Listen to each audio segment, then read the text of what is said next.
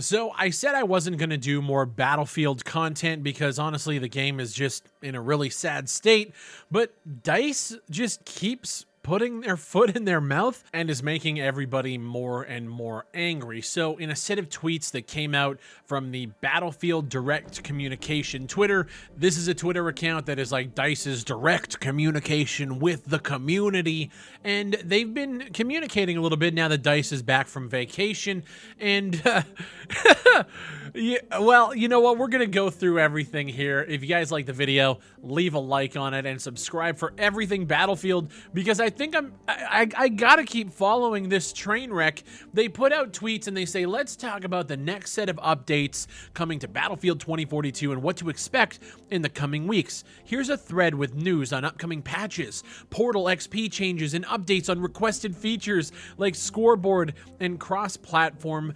VoIP. So update 3.2 is scheduled to go live tomorrow. At the time of you guys probably viewing this, that will be today, January 20th. This update delivers a handful of small fixes and improvements to the game focused around stability. We'll have the complete set of update notes available to browse, and to their credit, they have updated us with the patch notes. The update has released as of recording this video, and the update is a bunch of, I'm going to be completely honest, it's a bunch of nothing burgers. They fixed an issue where leaving a party during matchmaking could make the game unresponsive, fixed an issue where connecting to EA servers after signing up with a new account would not work on the first attempt.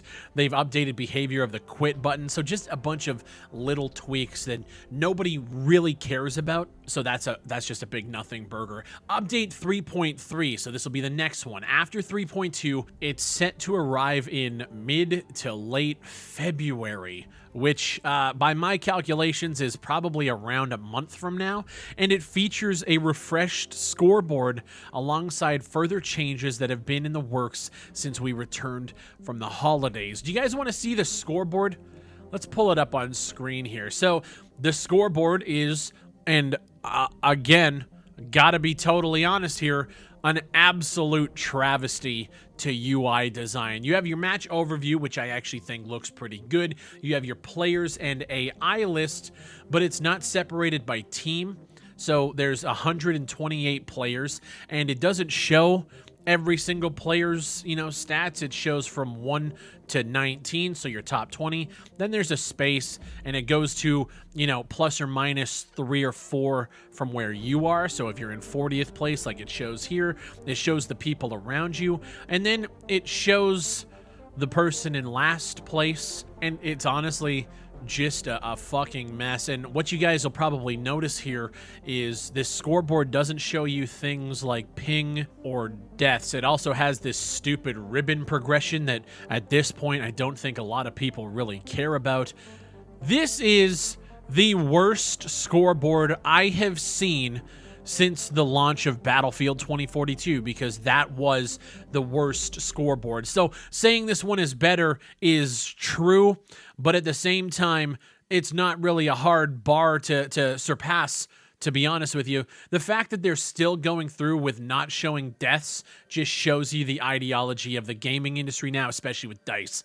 They don't want to hurt people's feelings. They don't want to discourage players from playing like dog shit in a game that, well, plays like dog shit. It honestly defines everything that's wrong with 2042. When we're talking about wanting classes, we want more than just classes. We want that team play. We want to be able to play as a squad and play as a team and play against another team and destroy them. The fact that this scoreboard separates everybody into single players and not just two different teams shows you exactly what is wrong with 2042 coming from a Battlefield fan. This scoreboard is a joke. And what's even more of a joke is DICE think they have something cool here. When you look at Kevin Johnson's Twitter account, who is the community manager for EA DICE, he says, let us know your thoughts on the new scoreboard arriving in update 3.3. This is only phase 1 of it, and through your feedback, improvements will be made.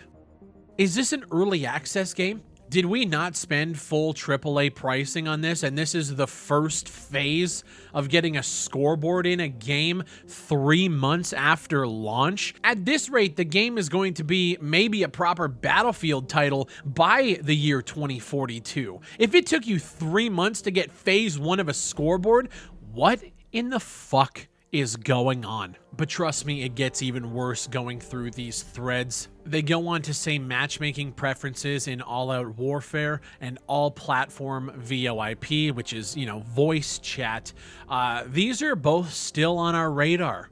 No updates on these two today, but we wanted to reassure you that these are still in the front of the mind, and we'll have more to show and share on these topics further down the line. So voice chat is not on the horizon, and being able to set matchmaking preferences, filters, if you want to filter out certain maps or legacy features that are in every other multiplayer title of all time, including shitty indies, they're on the radar. You know what's not on our radar, Dice? Battlefield 2042. What's crazy to me to think about is all the people that were defending the game when the rumor mill was swirling that we're not going to be getting our first content update until March. And everyone said there's no way.